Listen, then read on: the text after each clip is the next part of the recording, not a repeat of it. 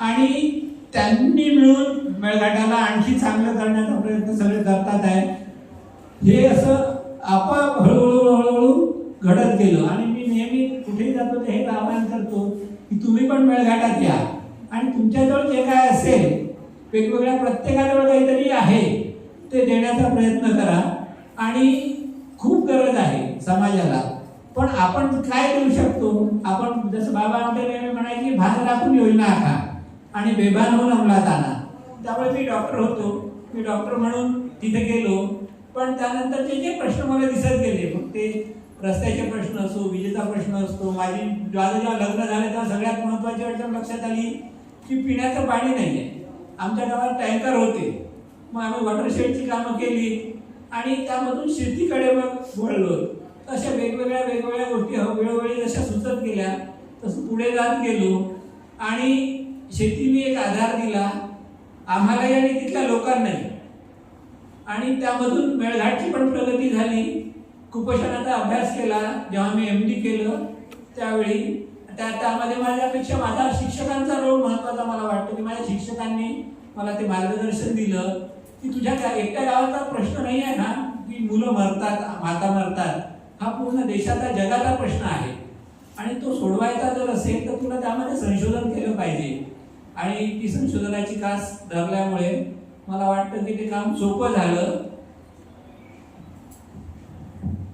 तुम्ही तुमचं एवढं सगळं काम बाजूला ठेवून असं म्हणताय की ग्रामीण भाग आणि तिकडचे जे आदिवासी आहेत ते तुम्हाला मदत करत होते. हा खरंच मनाचा खूपच मोठेपण आहे. आणि आता तुम्ही जसं सांगितलं की इथल्यापेक्षा तिकडची जी संस्कृती आहे किंवा एक मानसिक स्थिती आहे ती खूप प्रगत आहे.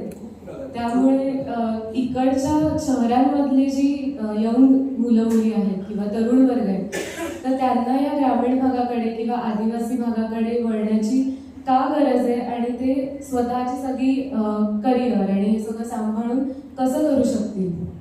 मला जे दिसलं ते आणखी थोडंसं विस्तृतपणे सांगतो की तिथे वृद्धाश्रम नाही.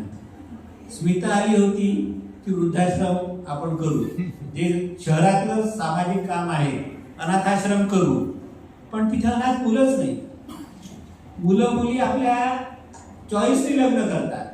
कुटुंब त्यामध्ये अडचण येत नाही. आर्थिक परिस्थिती किंवा सामाजिक भेदभाव जो आहे की हायर क्लास लोअर क्लास असा तिथे ते स्ट्रगल नाही आहे.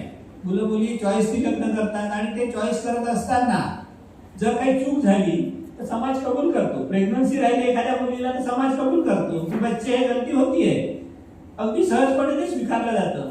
आणि एखादी मुलगी कडेवर मूल असताना सुद्धा बोहल्यावर चढते आणि समाज त्याच्याबद्दल काही गैर मानत नाही.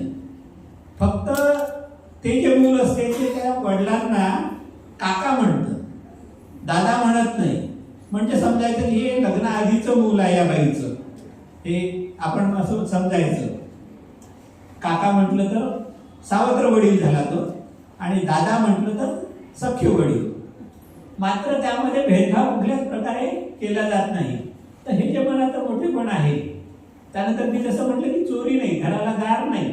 आपली ताटी उघडा ज्ञानेश्वर आपण जे ऐकतो तर ते तिथे प्रत्येक घरात आहे.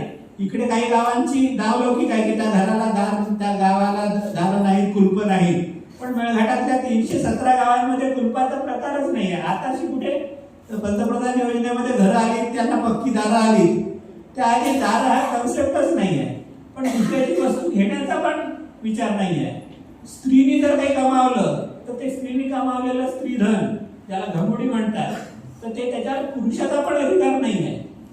त्या पुरुषाने जर तिने घेतलेली बकरी गाय विकली तर ती पंचायतीत जाते आणि पंचायत तिला दाद देते, तिच्या नवऱ्यालाही दंड करते आणि घेणाऱ्यालाही दंड करते.